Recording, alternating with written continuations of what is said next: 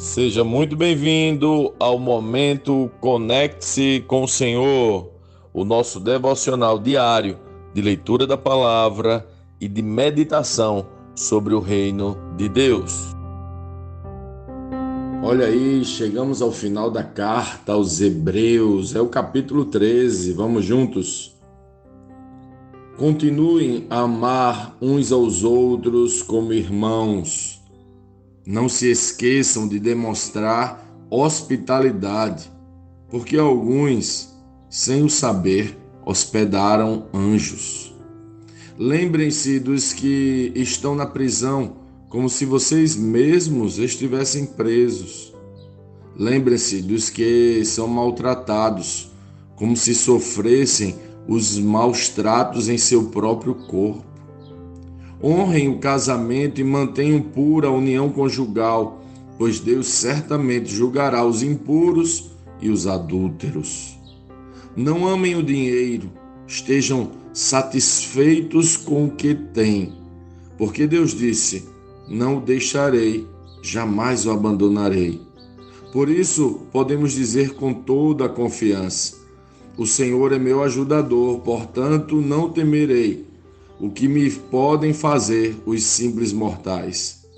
Lembrem-se de seus líderes que lhes ensinaram a palavra de Deus. Pensem em todo o bem que resultou da vida deles e sigam seu exemplo de fé. Jesus Cristo é o mesmo ontem, hoje e para sempre. Portanto, não se deixem atrair por ensinos novos e estranhos. A força de vocês vem da graça de Deus e não de regras sobre alimentos que em nada ajudam aqueles que as seguem. Temos um altar do qual os sacerdotes no tabernáculo não têm direito de comer. O sumo sacerdote traz o sangue dos animais para o lugar santo como sacrifício pelo pecado, enquanto o corpo dos animais é queimado fora do acampamento. Da mesma forma, Jesus sofreu fora das portas da cidade para santificar seu povo mediante seu próprio sangue. Portanto, vamos até ele, para fora do acampamento, e soframos a mesma desonra que ele sofreu. Pois não temos neste mundo uma cidade permanente, aguardamos a cidade por vir. Assim, por meio de Jesus, ofereçamos um sacrifício constante de louvor a Deus, o fruto dos lábios que proclamam o seu nome. E não se esqueçam de fazer o bem e de repartir o que tem com os necessitados, pois esses são os sacrifícios que agradam a Deus. Obedeçam a seus líderes e façam o que disserem. O trabalho deles é cuidar de sua alma e disso prestarão contas.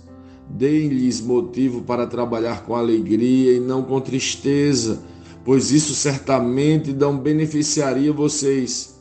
Orem por nós, pois nossa consciência está limpa e desejamos viver de forma honrada em tudo o que fazemos. Orem especialmente para que eu volte e possa vê-los em breve. E agora, que o Deus da paz, que trouxe de volta dos mortos nosso Senhor Jesus, o grande pastor das ovelhas, e confirmou uma aliança eterna com seu sangue, os capacite em tudo o que precisam para fazer a vontade dele, que ele produz em vocês, mediante o poder de Jesus Cristo, tudo o que é agradável a ele. A quem seja a glória para todos sempre. Amém. Suplico a vocês, irmãos, que prestem atenção naquilo que lhes escrevi nesta breve exortação. Quero que saibam que nosso irmão Timóteo já saiu da prisão. Se ele vier em breve, eu o levarei comigo quando for vê-los. Transmitam minhas saudações a todos os seus líderes e a todo o povo santo. Os irmãos da Itália também mandam lembranças. Que a graça de Deus seja com todos vocês.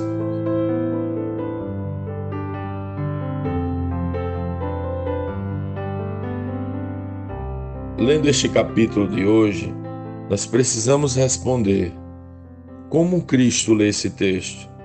O que aprendemos nele?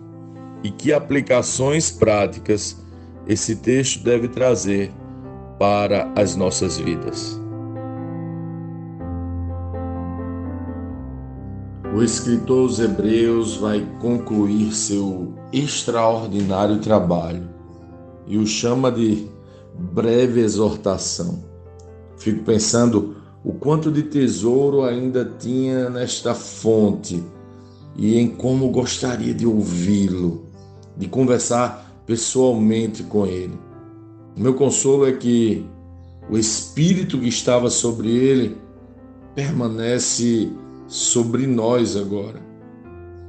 Mas o primeiro ponto que me chama a atenção neste capítulo é quando ele apresenta o centro de seu ensino. Ele diz: Jesus Cristo é o mesmo ontem, hoje e para sempre. Esta é a mensagem sublime de sua carta. Jesus é. Você se lembra? Ele disse na carta que Jesus é o Criador de todas as coisas, o sumo sacerdote, superior a Abraão e a Moisés e à própria lei e ao próprio tabernáculo, o líder perfeito, o santo e muito mais. Ele encerra concluindo: Jesus é o mesmo ontem, hoje e para sempre. Isso significa que Jesus, ele é eterno, ele é Deus. Ele se fez sacrifício perfeito de uma aliança perfeita e eterna. Não sobre regras a serem cumpridas, mas sobre o que ele fez.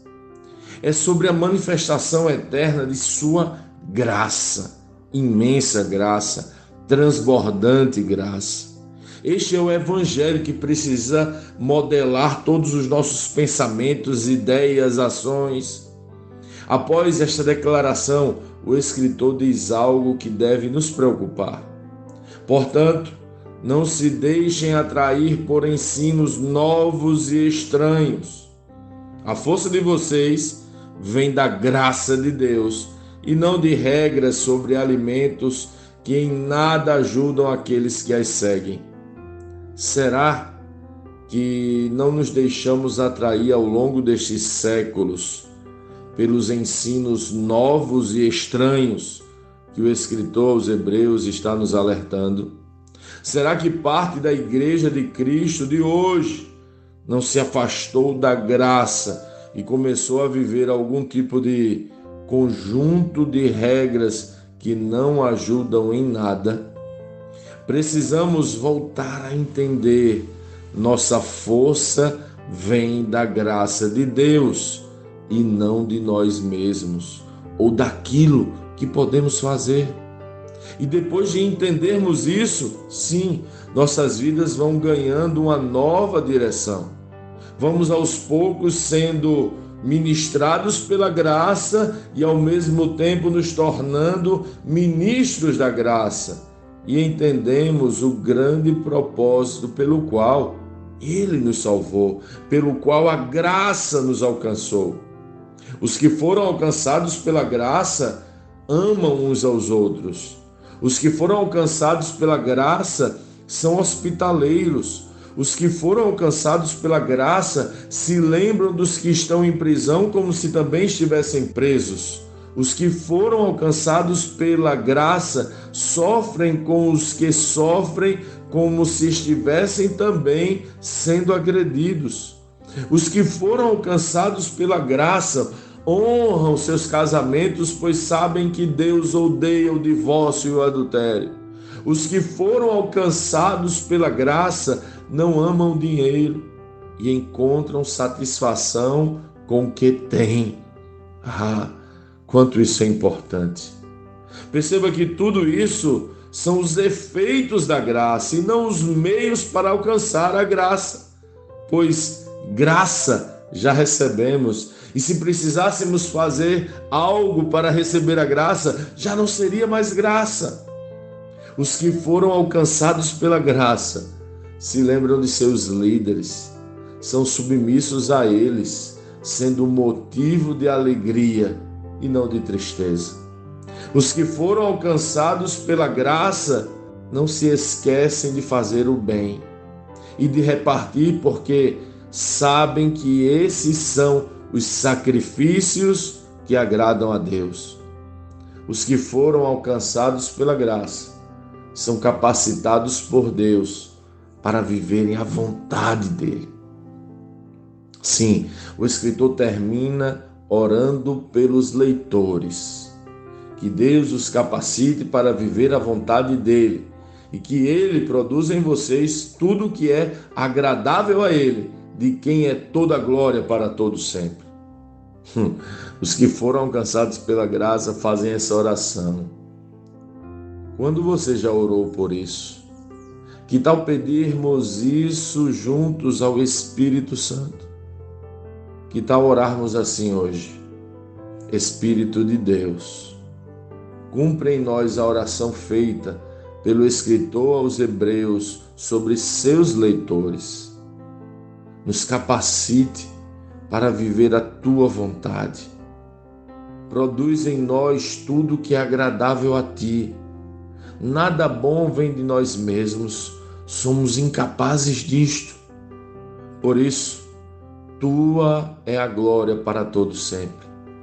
Pedimos com humildade que essa glória nos preencha, produzindo em nós a tua vontade e tudo que a ti agrada. Faz isso em nós, ó Senhor.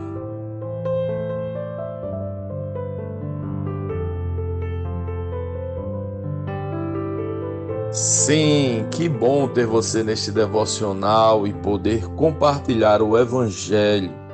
Mas, como sempre dizemos, o texto de hoje, o texto de cada dia, tem muito mais para oferecer, muito mesmo. Nosso objetivo aqui é te influenciar a parar um pouco e ler o texto bíblico, pois acreditamos que 5 minutos de vida na palavra podem transformar completamente uma vida. Que Deus te abençoe. Leia, medite, comente, pergunte e adore o Senhor no seu lugar secreto. Conecte-se com o Senhor.